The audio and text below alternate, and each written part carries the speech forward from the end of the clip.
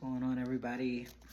Today is day 40 of your daily heart medicine.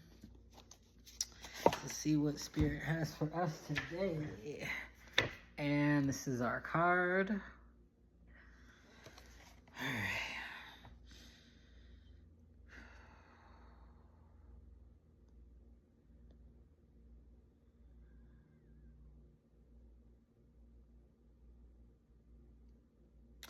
All right, so this is a little bit similar to the heart medicine from yesterday, which if you didn't watch that video, go check that one out.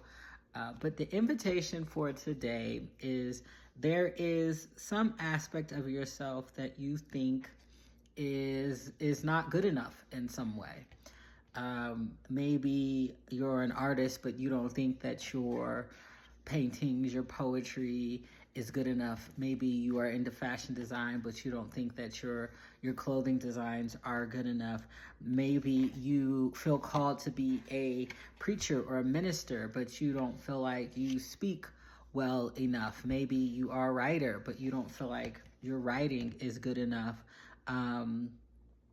Maybe you are starting a business, but you don't feel like your skills and abilities and your knowledge around business is good enough.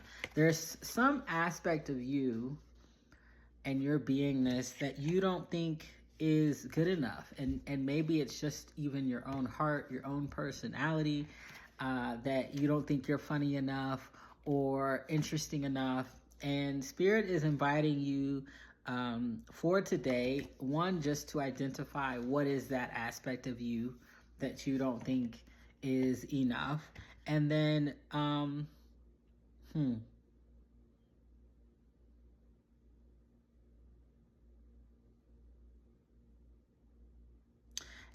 then Spirit is inviting us to reflect on what would it be like to actually believe that that aspect of us does not have to be enough for it to exist.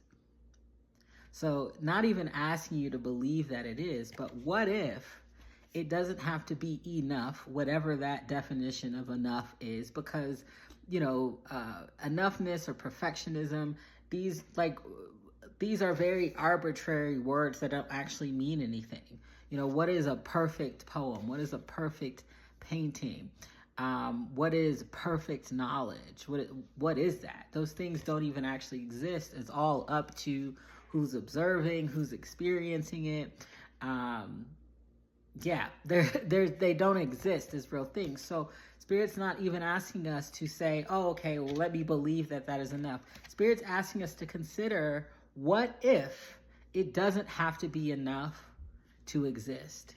What if you don't have to know everything that there is to know about business or know everything perfectly in order for you to run your business and start your business? What if your writing doesn't have to be whatever you think is enough in order for it to be worth you writing and sharing in the world?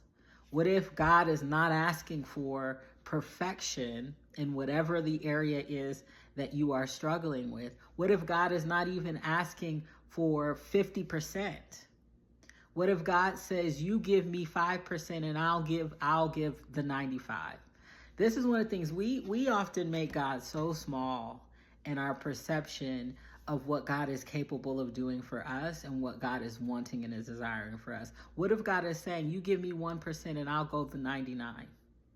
That's it. You show up and you give me your best 1% and I will give you the 99. You put your all into that 1%.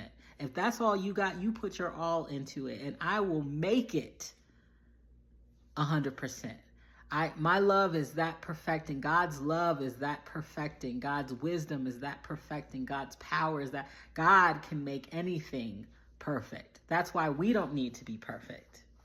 Okay? So the invitation today is identify that area and then consider, what if it doesn't have to be the best thing under the sun for it to be worthy of putting out and for God to bless it and for it to nourish your life? What if?